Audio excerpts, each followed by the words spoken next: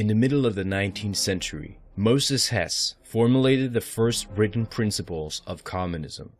In 1862, Hess, or the Communist Rabbi as he was called, wrote the book Rome and Jerusalem, in which he laid the foundations for a Jewish nationalist movement called Zionism.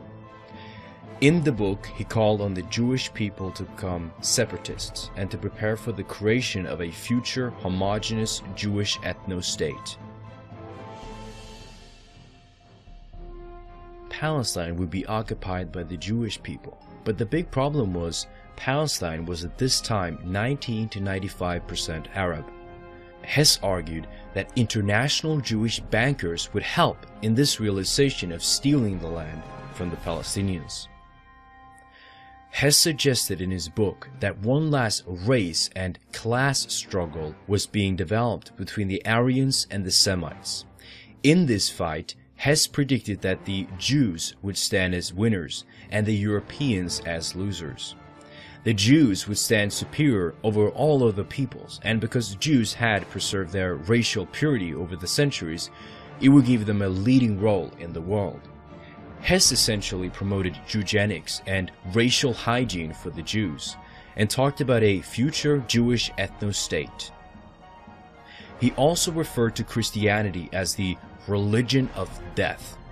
Fascinatingly, he predicted a future war in Europe, with Germany, Italy, and Austria involved as part of a race struggle.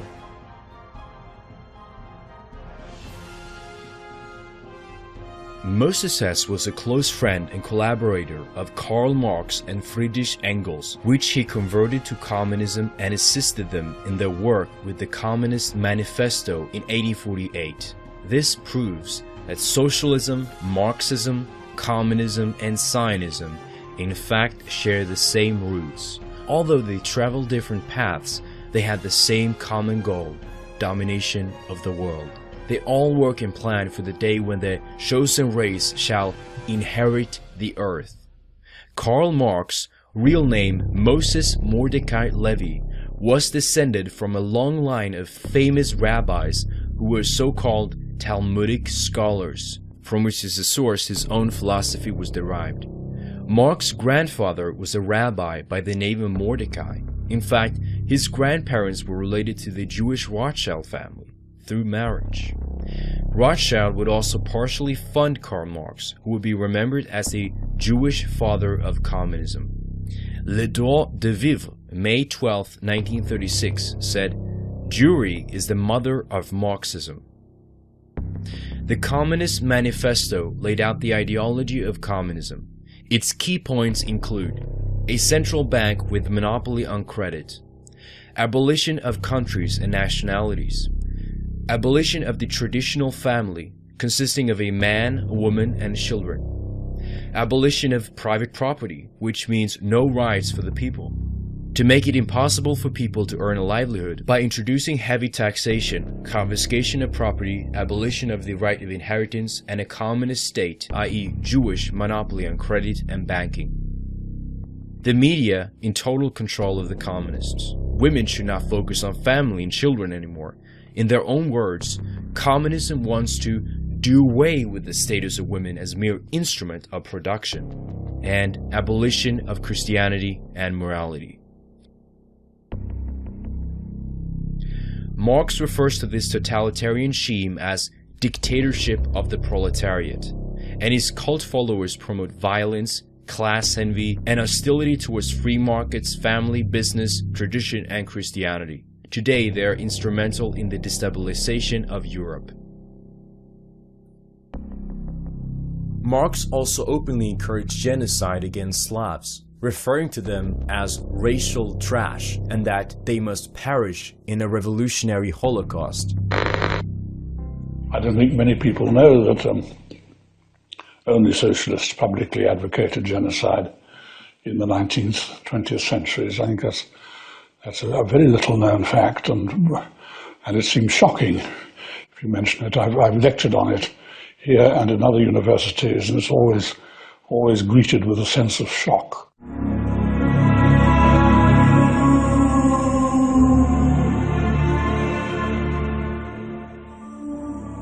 first appeared in January 1849 in Marx's journal Neue Rheinische Zeitung.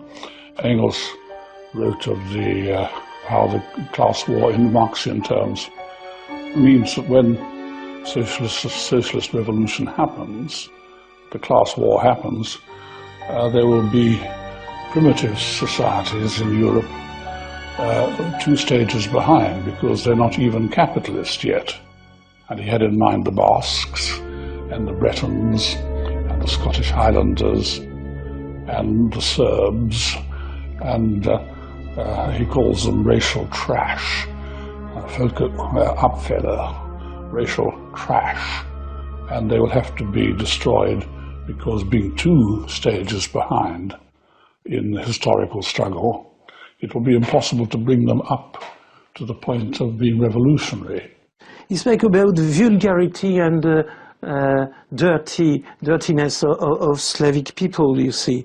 And he thinks, for instance, that Poland had Poland has no reason to exist.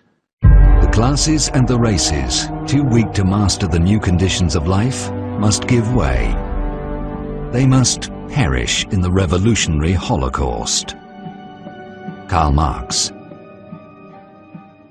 Marx began it. He was the ancestor of modern political genocide.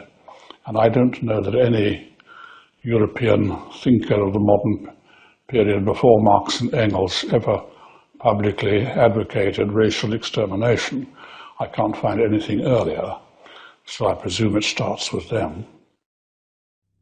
In his 1920 article, Zionism versus Bolshevism, a struggle for the soul of the Jewish people, Winston Churchill stated his belief that international Jews were seeking a worldwide communist state under Jewish domination. The international Jews would use communism and Zionism to accomplish this.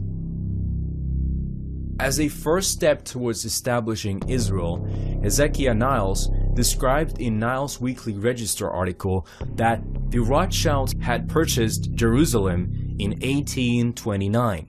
Rothschild helped found Israel, and Rothschild has always been the backer of Israel. Whatever Rothschild wants, he gets. It is believed that he is the richest man in the world, and I have little doubt of that.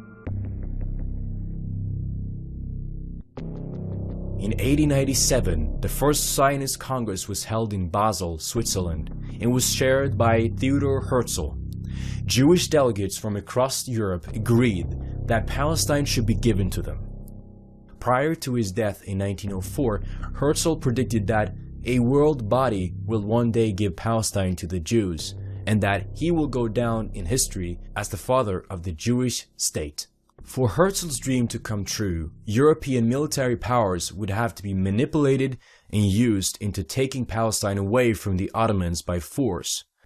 In the German newspaper Deutsche Zeitung, Herzl wrote, "The wealthy Jews rule the world. The fate of the governments lies in their hands.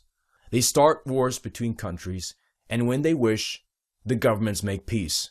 When the wealthy Jews sing, the nations and their leaders dance along. And meanwhile, the Jews get richer."